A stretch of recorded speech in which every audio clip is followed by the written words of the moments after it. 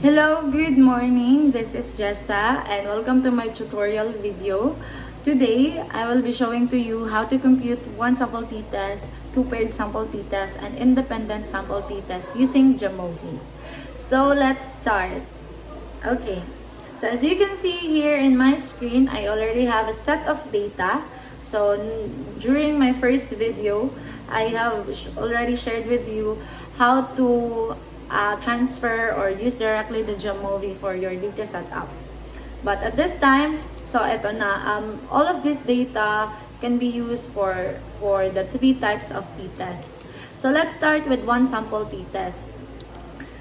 So how to navigate the Jamovi? You just need to click the analysis tab and you will see the t-test. At ito yung tatlo, let's click the one sample t-test.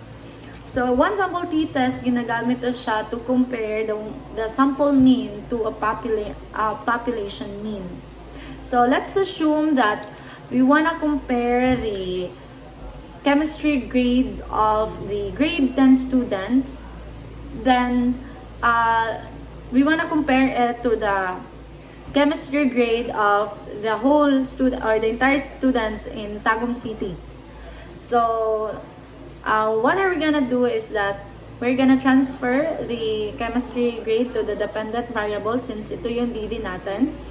And we need to set up our test value which is the population mean. So for example, 92 yung average grade ng chemistry students sa entire Tagum City. So before natin makita yung result or i-analyze yung result ng one sample t-test natin, it's important, we need to know if tama ba yung ginagamit natin. So, there are 4 assumptions under one sample t-test. So, how to check one by one? So, first one is the dependent variable must be interval or ratio. So, since grade naman ito, so it's continuous. Check. So, next one naman is that there must be an independent sample. So, yung data natin is independent, so check. And then, next one, there must no significant outliers. So, how to check this? Check lang natin si normality test at si QQ+, dito sa assumption check. So, for QQ plot, makikita natin nga wala kayo lagyo nga plots, So, meaning, wala yung outlier. So, check. Then, the normality test. To check the normality test, we need to use the Shapiro-Wilk. So as we can see that the p-value is greater than 0.05 since 0.2 man ito.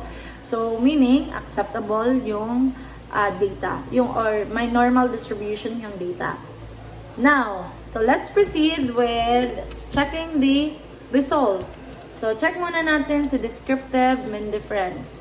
So ito, if you wanna add some statistics data, you can also do that. So now, the mean of our sample is 88.4. And yung mean difference naman, check natin si confidence interval.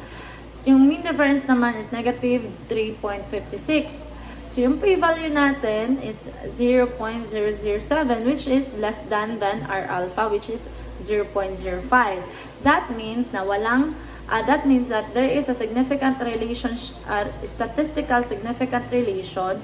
So we need to reject our hypothesis. So paano ba yun na come up, or paano ba siya nasabing ganun yung interpretation? So since itong part na ito yung alternative hypothesis natin, states that yung sample at yung population mean hindi equal yung average. So yung null natin sinasabing walang changes or walang kaibahan. However, sa nakikita natin, iba si mean, iba rin yung population, ibang mean ni sample, iba yung mean din ni population. So hindi pantay. So meaning may significant relationship yung data. So kailangan natin i-reject yung null kasi may nabago naman talaga.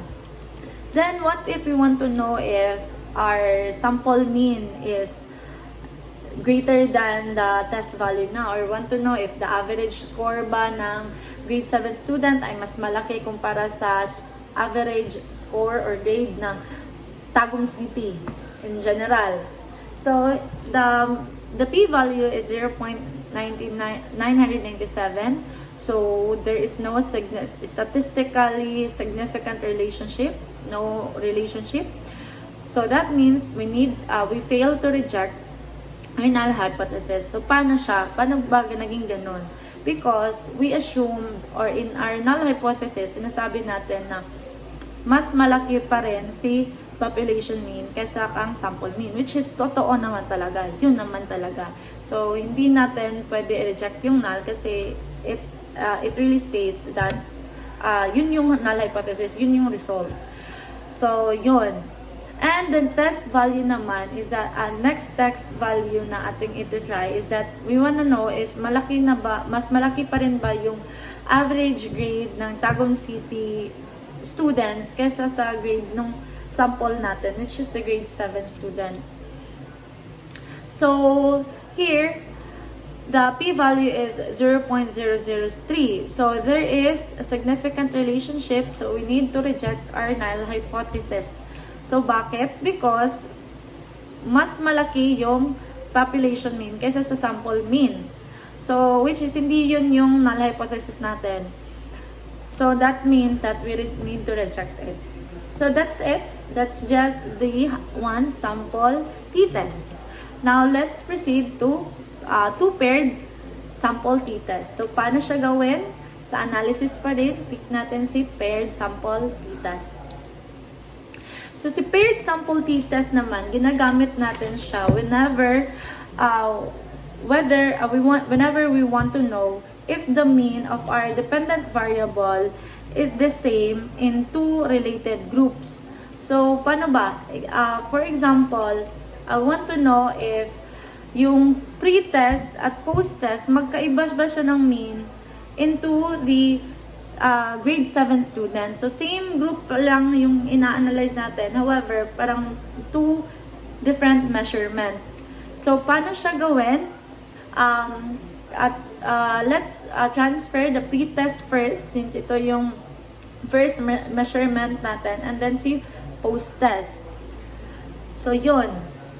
Now, we need to check, of course, the assumption if tama ba itong ginagamit nating p-test. So, check natin si normality at QQ-plot. The first assumption is that the dependent variable must be interval or ratio. So, since chine-check pa rin natin yung grade, so check.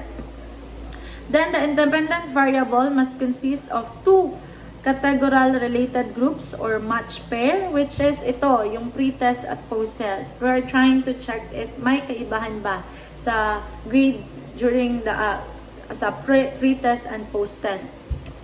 Then, next one is no significant outliers, which is wala naman. Walay-layo kayo nga dot. And then the next one, if our data is normally distributed. Let's check the Shapiro well, which is 0.3 greater than 0.05, so acceptable. Now let's try to check the result. So check natin si descriptive, mean difference at si ito. So the mean of pre-test is 40.6, the mean of post-test is 47.1. So now, our null hypothesis, sinasabi natin is magkapareho lang silang dalawa. But as per our p-value, there's 0.001, so that's less than our alpha. So that means there is a significant relationship, so we need to reject the null hypothesis. Kasi if we are to see, mayroong kaibahan naman. So may magkaibang mean yung dalawang measurement natin. So, hindi natin napatunayan si null hypothesis, so i-reject natin siya.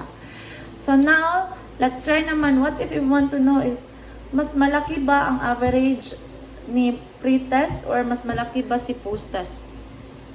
So, yun yung try natin na i-analyze. So, si measure 1, that's pre-test, then measure 2, the post-test. The p-value is 1. So, there is no significant relationship. Bakit? Kasi, sinasabi natin sa ating null hypothesis na mas malaki talaga si measure 2, which is the post-test, kaysa ka pretest, which is yun naman talaga yung result. So we failed to reject the null hypothesis. So that's just paired sample t-test. So now let's proceed with independent sample t-test. So paano siya gawin? Click pa rin natin sa analysis tab, and then the t-test, then the independent sample t-test. So for independent sample t-test, ginagamit natin to siya when we want to know the statistical difference between the means of the two unrelated group. Yung paired kanina is same group lang yung kinuhanan natin ng mean but with different measurements or different category. But this time, isang measurement ginagamit natin for two groups which is unrelated. Now, for example, that we want to know the chemistry grade of the female and male of grade 7 students. So, how to do that? Let's put the chemistry grade to dependent variable, then the gender as our grouping variable. Now, of course, check natin ang mga assumption. So first assumption, the dependent variable must be interval or ratio. So since ito pa rin naman kanina, so check. Then, the independent variable must consist of two unrelated independent group, which is yung gender, female and male. Then the independence of observation. That means that the different participants in each group. So hindi pwede na si male participants mag-participate din sa female category. So, which is, in-assume natin na equal yung participants at different sila talaga. Then, the next one, no significant outliers, which is wala naman. And then, the dependent variable must, or our data must have a normal distribution, which is, as per Shapiro-Wilk, greater than 0.05, so acceptable. And the last one is the need for homogeneity. So we use the test of Levens to check the homogeneity of variance, which is greater than 0.05 naman. So check. Now, how to let's try to see the result and analyze it. So ito yung alternative hypothesis natin. Sinasabi na hindi equal yung magkaiba talaga yung grade, yung average grade ng female at male sa chemistry class. However, as per our p-value here, 0.7. So that's greater than 0.05. So that means that there is no significant relationship.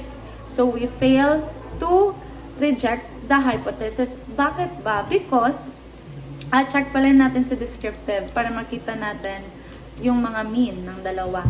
Because, sinasabi natin na sa null hypothesis na hindi, pariha lang sila ng average. Yun yung null natin. And then, as per checking naman, which is totoo naman, kasi 88 yung one, which is the female, and then 88.8 si male. So, as you can see, sobrang konti lang, point lang yung kaibahan. So, we can have consideration on that. So, sinasabi dyan na walang major difference yung female at male in chemistry grade. Then the next one is, let's try to check naman if may kaibahan ba yung average score ng female kaysa sa male, or the other way around, the male kaysa sa female. So let's check. So sa p-value 0.6, which is greater than our alpha. So that means there's no significant relationship pa rin. Walang-wala dang impact, so we need to we fail to reject the hypothesis, null hypothesis. So same pa rin siya sa next one.